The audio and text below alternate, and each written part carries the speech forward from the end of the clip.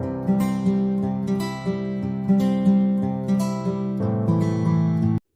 Friends, स्वागत है आपका मेरे YouTube चैनल दीप क्लासेस में, जिसमें हमारा आज का टॉपिक है निर्मला उपन्यास की नायिका निर्मला का चरित्र चित्रण।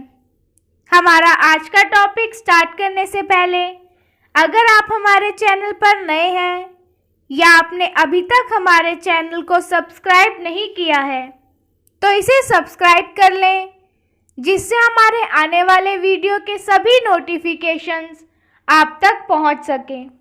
चलिए अब हम अपना टॉपिक स्टार्ट करते हैं। निर्मला प्रेमचंद जी के उपन्यासों में एक उत्कृष्ट नायिका प्रधान उपन्यास है। उपन्यास की नायिका निर्मला एक सुंदर, सुशील और गुणवान लड़की है। प्रेमचंद ने निर्मला के जरिए उस समय की नारियों की दुख की गाथा को ही पाठकों के सामने रखा है। निर्मला के पास गुण है, सौंदर्य है, लेकिन कमी है तो सिर्फ धन की। उसकी विधवा माता दहेज देने में असमर्थ है, इसलिए वह 15 साल की निर्मला का विवाह एक दुहाजू अधेड़ उम्र के वकील से कर देती है। इसलिए निर्मला विवाह होते ही 3 बेटों की माता बन जाती है। प्रेमचंद ने ससुराल आई निर्मला की भाव स्थिति का वर्णन बड़ी सूक्ष्मता से किया है। निर्मला के पति मुंशी तोताराम उसके लिए रोज नए उपहार लाते हैं, मेवे मिठाइयाँ लाते हैं और उसे सैर सपाटे करवाते हैं। वह अपने जीवन का बेमेल ढकने की बहुत कोशिश करते हैं। निर्मला का विवाह पूर्व जीवन संपन्न रहा है। उसे इन सैर सपाटे, बनावट, श्रृंगार में लगाव है, लेकिन अपने पति के साथ इन चीज़ों में उसे कोई आनंद नहीं मिलता। वह उनसे दूर भागना चाहती है। प्रेमचंद जी कहते हैं कि कली प्रभात समीर ही के स्पर्श से खिलती है। निर्मला के लिए वह प्रभात समीर कहा था। ऐसी विचित्र अवस्था में भी निर्मला अपने संस्कार नहीं भूलती, अपने कर्तव्यों से भी नहीं चूकती।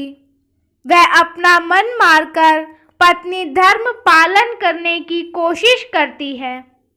पति ने दिए हुए पैसों का हिसाब किताब रखती है और घर का काम देखती है। इतना ही नहीं, अपने सौतेले बच्चों को भी प्रेम से उनकी जिम्मेदारी उठाती है, लेकिन इतना करने पर भी उसे सुख नसीब नहीं होता। बेटों की भोजन आदि मांगे प्रेम से पूरी करने पर वह बेटे से हिलमिल जाती है। यही बात उसके पति तोताराम को अखरने लगती है।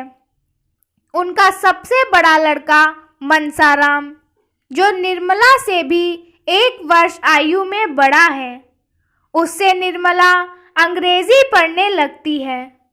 मुंशी तोताराम को दोनों के बारे में शक पैदा होता है। निर्मला के जीवन में सुख के जो 2 क्षण आते हैं, उन्हें भी तोताराम का शक्की स्वभाव नष्ट कर देता है। बुद्धिमान पर संवेदनशील मनसाराम का आयुष्य तबाह हो जाता है। चाहकर भी वह निर्मला की कोई सहायता नहीं कर सकता। मृत्यु शैया पार यह दुनिया छोड़कर चला जाता है। पुत्र शोक में डूबे अपने पति से निर्मला को सच्ची सहानुभूति रहती है। इस दुख से उन्हें बाहर निकलने की वह जी जान से कोशिश करती है। जिस पति के कारण उसे जीवन में केवल दुख मिला, उसे सुख देने के लिए वह सच्चे मन से प्रयत्न करती है। निर्मला अपने सौतेले बेटों की भी अच्छी परवरिश करना चाहती है, पर उसे कहीं भी सफलता नहीं मिलती। इतना ही नहीं, तोताराम घर के इस सर्वनाश का जिम्मेदार भी निर्मला को ही ठहराते हैं। इतने बड़े और झूठे कलंक से निर्मला टूट सी जाती है। डॉक्टर सिन्हा और उनकी पत्नी सुधा के वार्तालाप से भी निर्मला का चरित्र निखरकर सामने आता है। निर्मला अपनी सहेली सुधा से भी कभी अपने पति की शिकायत नहीं करती। सुधा निर्मला के बारे में कहती है कि कुलवंती स्त्रियां पति की निंदा नहीं करती। भारतीय नारी का एक आदर्श रूप प्रेमचंद ने निर्मला के द्वारा चित्रित किया है। लाख कुंठाएं, लाख निराशा, दुख पाकर भी निर्मला कभी भी इसका दोष अपने पति पर नहीं लगाती। वह जितना संभव हो सके अपने पति का हित करना चाहती है, उसके सुख समाधान की ही अभिलाषा रखती है, परंतु इस प्रयास में असफल होती है तो किसी दूसरे को दोष ना देकर वह स्वयं को ही दोषी ठहराती है। घर से भागे बेटे को ढूंढने मुंशीराम तोता चले जाते हैं। जाते हुए निर्मला को दोषी ठहराकर जली कटी सुनाकर जाते हैं। विपदा के बादल निर्मला को चारों ओर से घेर लेते हैं। ऐसी परिस्थिति में भी निर्मला अपनी सहेली सुधा के साथ सुख के 4 पल ढूंढती है। प्रेमचंद ने निर्मला की मानसिकता का वर्णन किया है। वह कहते हैं कि जैसे शराबी शराब के नशे में सारी चिंताएं भूल जाता है, उसी तरह निर्मला सुधा के घर जाकर सारी बातें भूल जाती है। जो चिंताएं वह मिटा नहीं सकती, उन्हें भूलने की कोशिश करती है, पर यह छल का सुख भी निर्मला के भाग्य में नहीं था। एक दिन डॉक्टर सिन्हा सुधा की गैर हाजिरी में निर्मला का अनुनय करने लगते हैं, जो सुशील निर्मला सहन नहीं कर पाती। उन्हें कोई बढ़ावा ना देते हुए तुरंत घर से निकल जाती है, पर यह बात सुधा को ज्ञात होने पर अनर्थ हो जाता है, जिसका पर्यवसान डॉक्टर सिन्हा की आत्महत्या में होता है। इस घटना को भी निर्मला खुद को जिम्मेदार मानकर टूट पड़ती है और बीमार पड़ जाती है। अब उसकी ऐसी अवस्था है कि चारों ओर शून्य है, भीतर भी शून्य है और बाहर भी शून्य है। अब जीने की कोई इच्छा उसमें नहीं रहती।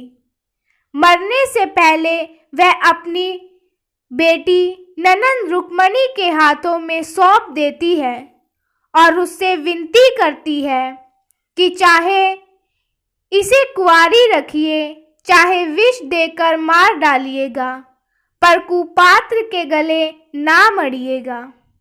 निर्मला के इस आखिरी वचन में उसके पूरे जीवन की पीड़ा समाई हुई है। समाज ने नारी पर किया हुआ अन्याय तथा नारी की विवश असहाय अवस्था का प्रभावी चित्रण प्रेमचंद ने यथार्थ रूप से किया है। इसी के साथ हमारा आज का टॉपिक यहीं खत्म होता है, जिसमें हमने जाना निर्मला उपन्यास की नायिका निर्मला के चरित्र चित्रण के बारे में। अगर हमारा आज का वीडियो आपको पसंद आया हो तो वीडियो को लाइक एंड शेयर करें और हमारे आने वाले सभी वीडियो के नोटिफिकेशंस के लिए हमारे चैनल को सब्सक्राइब करें। Thank you for watching.